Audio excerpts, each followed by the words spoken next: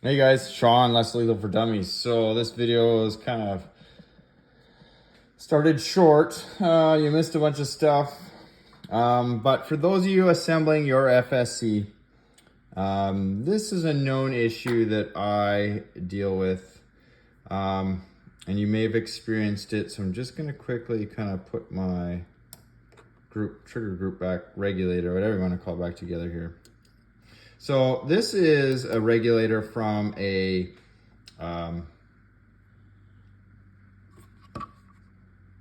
T9.1, but it is identical to an FSC. So if you've ever experienced this where you fire one shot and then your trigger goes limp, what that is this, they call this a rotator here, sticking. So what happens is it'll stick like that. Trying to do it here because I'm trying to hold this thing together.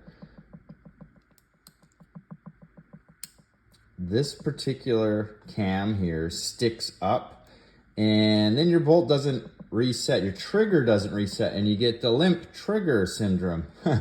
I know many of you guys have limp trigger syndrome. So this has been a known thing for a long time, to shim this particular spring right here. And what that does is add some extra pressure here so that this cam always resets. This particular spring, I have never shimmed. This VKS sear spring, originally I was using them just because that was the gossip hole. But what I found is, as you can see, that's just a normal standard FSC sear spring in there. It functions perfectly fine with this spring and this spring and this spring. The ticket is, for reliability, is only this cam here.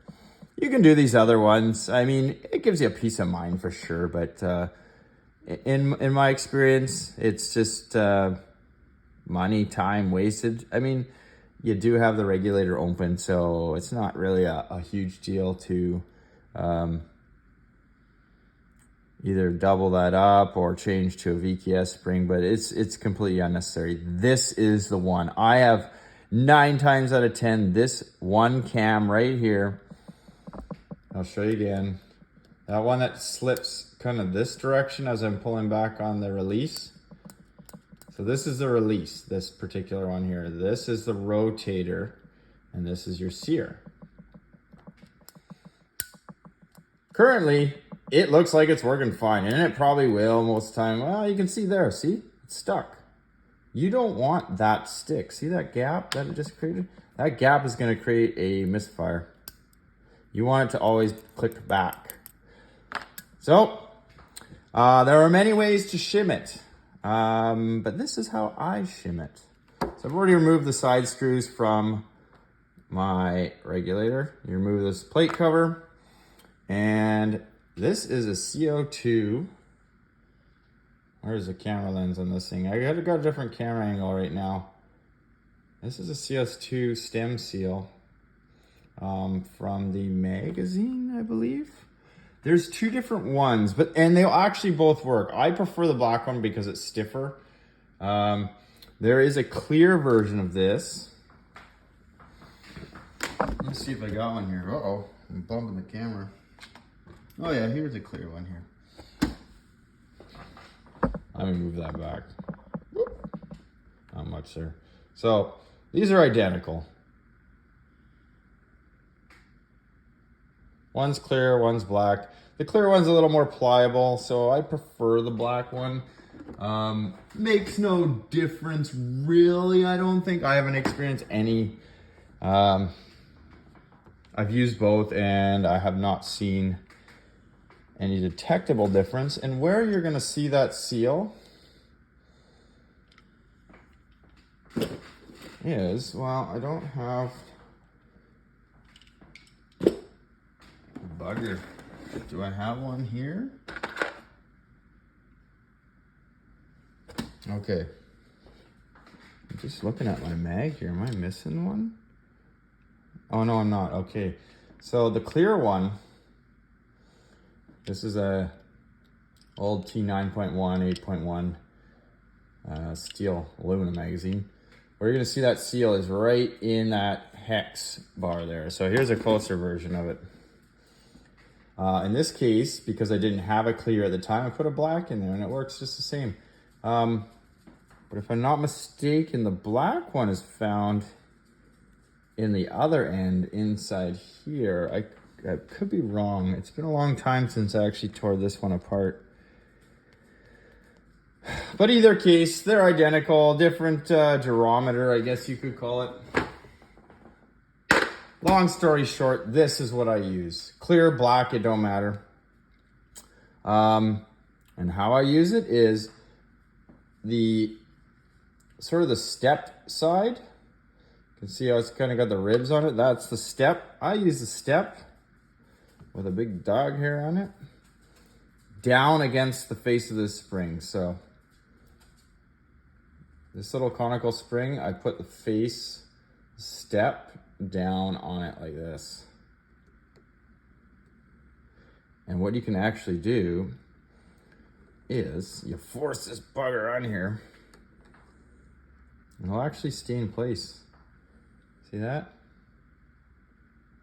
Just like that. And that adds a little bit of extra tension to that rotator spring. And then all you gotta do is reassemble. Most of the time you're gonna lose this piece here. This is your trigger arm. You just gotta rest it back on there and then hook it in like that. And what you do is you just drop it down below the flat and then take your plate and put her back on there. Just like that. And you got your two side screws here.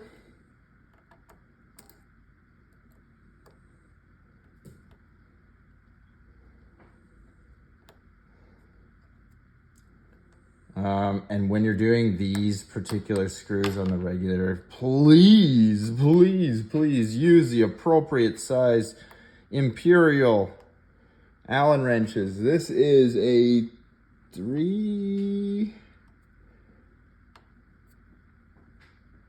Let me look here. A 3/32. Oops, not that one. Huh. Do as I say, not as I do.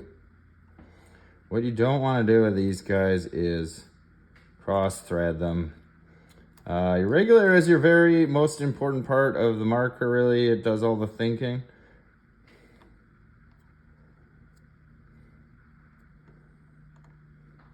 For some reason that one doesn't feel right.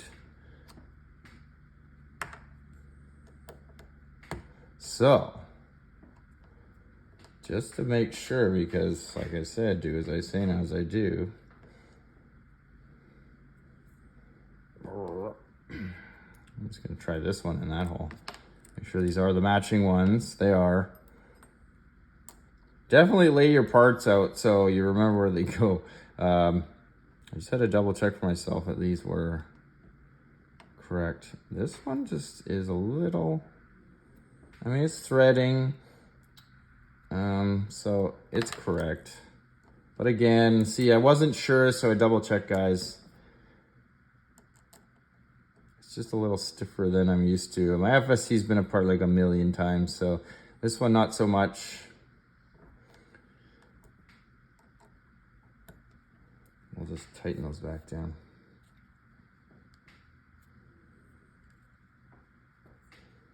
And not Kung Fu tight, but these ones can be pretty snug.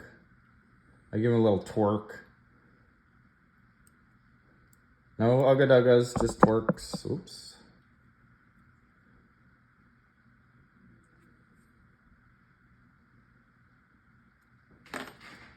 There you go. So, see now?